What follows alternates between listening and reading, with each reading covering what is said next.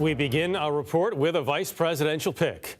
Kamala Harris has chosen Minnesota Governor Tim Walz as her running mate. They held their first rally in the battleground state of Pennsylvania. This campaign, our campaign, is not just a fight against Donald Trump. Our campaign, this campaign, is a fight for the future.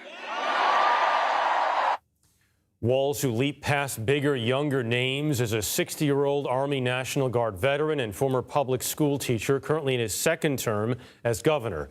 Before that, he was a congressman for 12 years, serving a district just south of Minneapolis. He was the ranking member of the Committee for Veterans Affairs.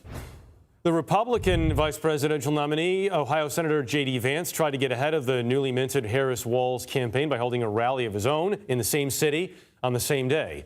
Vance described Walz as a far-left radical. He also said he'll be ready to debate him once Walz is formally nominated at the DNC in 2 weeks. We're going to have more from the Republican campaign in just a moment, because Walz also said he couldn't wait to debate J.D. Vance. But we begin here with CBS News senior White House and political correspondent Ed O'Keefe. Ed, the Democrats rolled out their 2024 stars tonight: Josh Shapiro, Kamala Harris, and Tim Walz.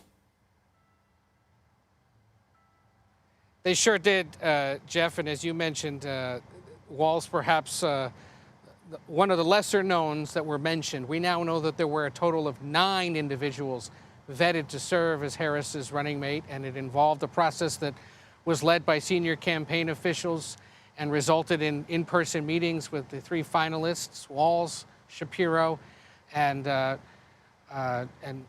one of the, Mark Kelly of Arizona. There have been so many names floating around, Jeff, it's hard to keep them all straight. But she met with them Sunday and ultimately decided the Minnesota governor made the most sense. So she called him this morning. We're told that when she first called, he didn't answer it because it came up as no caller ID, as it sometimes does from phone numbers like hers. So she called again, and I think he got the hint, answered, and they're now on a tour that began tonight in Philadelphia and is coming here to the Midwest tomorrow. Eau Claire, Wisconsin is the next stop, about 90 minutes from where we're standing.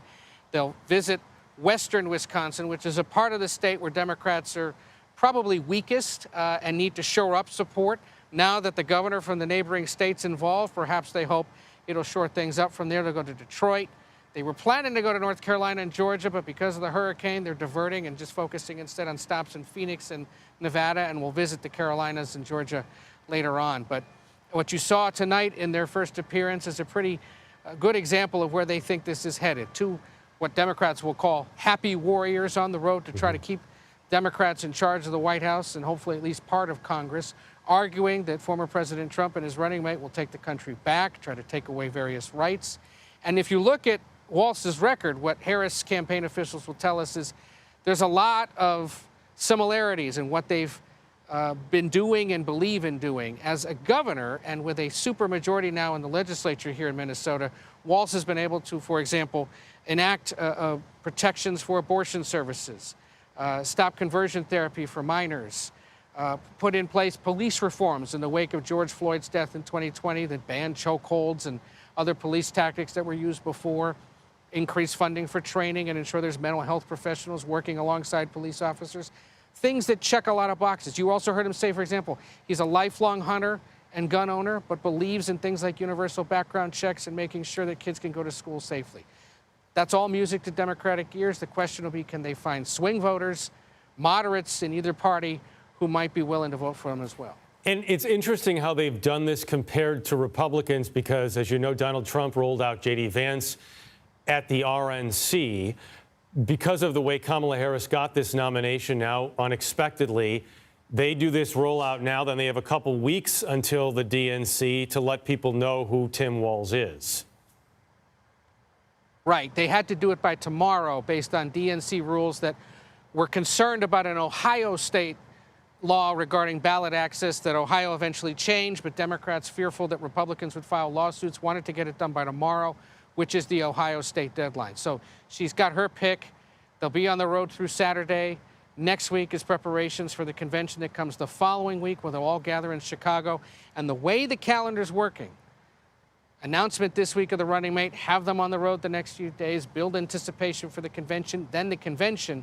Democrats, other observers believe that helps them continue building momentum against the Trump Vance ticket, so long as there isn't some stumble or unforeseen issue or error for this campaign. We should point out, $20 million raised already today since the Walz announcement, one of the better campaign fundraising days. Nothing will top the day Harris was announced when they got 100 million plus. But it's another sign that people across the country who are Democrats or lean Democrat are not only pleased with this decision, but willing to put up cash as well, which is exactly the signal that Democrats were hoping for. And no problem sewing up union support with this pick, Ed. That's right.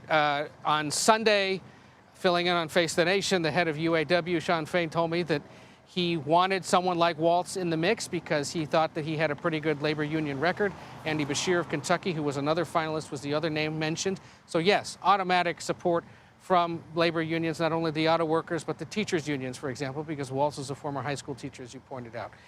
That'll help in the battleground states, especially Michigan, Wisconsin, Pennsylvania, in getting union households and others to turn out, because those are the folks that go knock on doors, work the phone banks, and drive people to the polls, make sure they're filling out their early ballots if they get one. That's one way the Democratic coalition often wins these tight elections. It's something Republicans know could very well spell defeat in at least some of these more competitive states. Okay, Ed O'Keefe, thank you very much. I want to bring in Joel Payne now. He's a CBS News political contributor. Joel, your reaction to the rally and the Tim Walz pick? Jeff, good to be with you. That was quite the rally. I think that was a stemwinder from Kamala Harris and reciting her stump speech and also introducing Governor Walz. And I tell you, the story of today was a lot of people, going on Wikipedia, going on Google and learning everything they could about Tim Walz. And you might have woke up this morning with not a lot of information about him, but ending the day with that rally, millions of Americans will know who this man is, know what he stands for, and know what he brings to this ticket and why the vice president picked him. I got to say, Jeff, that was one of the more remarkable introduction speeches I've seen. That felt, and I don't want to be too hyperbolic here, that felt the type of energy and momentum that came off that speech felt very similar to what we saw from Barack Obama in the 2004 Democratic Convention. That was quite the speech, quite the introduction, and they will have a lot of wind at their back leaving Philadelphia and heading through the rest of that battleground state tour. Joel, how critical are the next 24 to 48 hours for both Democrats and Republicans to try to define Tim Walz? Well, the interesting thing here is that, look, of the four principals, right, Donald Trump is the most well-known. Kamala Harris, Tim Walz, J.D. Vance are all least known. And we're talking about Harris and Walz here, but particularly Walz. It is very important to do early definition. So you're going to see folks like the Harris campaign put money behind defining who Tim Walz is, telling his story, telling his biography. Obviously, they'll be out on the stump. They'll get a lot of earned media behind this, and they will be counteracting all the things that Republicans are predictably going to say about him. But it is critical, Jeff. And I think one advantage Democrats do have is not only this tour that they have coming up, but you've got the Democratic Convention coming up in less than 2 weeks, where Tim Walz will get a large national audience. And I think millions of Americans will learn even more about his family, his approach to public service, and what he brings to this ticket. Joel, why do you think Harris chose Walz and not Josh Shapiro or Mark Kelly? Yeah, and look, I know that it feels like a zero-sum game in D.C. I don't know if this was a vote of no confidence about any other candidate, Governor Shapiro included. In fact, you heard both Governor Walz and Vice President Harris sing the praises of Governor Shapiro, and I think he's got a bright future in the Democratic Party. This was evidently about Tim Walz, both the personal chemistry that he and the vice president exhibited in their meetings, and it was obvious on stage today, but then also his story and how he tells it and how he speaks. One of the tests, Jeff, that I think about often is who has the opportunity to go to any kitchen table in America and have a conversation and at least be listened to. This is the man who, as a football coach, as a veteran, as a local elected official, as an educator, understands the walk of so many millions of Americans. And I'd imagine that the folks at Harris headquarters saw that. They felt that chemistry. They felt the opportunity to do broader storytelling. And, I think we saw that on stage today. He really, look, he knocked it out the park. I can just tell you, not just from my eyes, but from the folks who I talked to in the party, who I trust, this could not have gone better tonight. And it's pretty evident why Vice President Harris was taken with him and feels like he's the right governing partner for her. One of the criticisms here, Joel, as you know, and one thing Republicans have seized on is that in the wake of the George Floyd murder and protests, Tim Walz, they say, just didn't do a good job, couldn't control the rioting, couldn't control the protests, and wasn't the leader that Minnesota needed at the time. How do Democrats respond to that? Well, I think as with anything, just a few things. One, this is Vice President Harris at the top of the ticket, and Governor Walz is buying into Vice President Harris's vision of the country. That's one. Tim Walz will be the story this week, obviously, but this is about Vice President Harris, and this is the Harris-Walz ticket, not in the inverted order.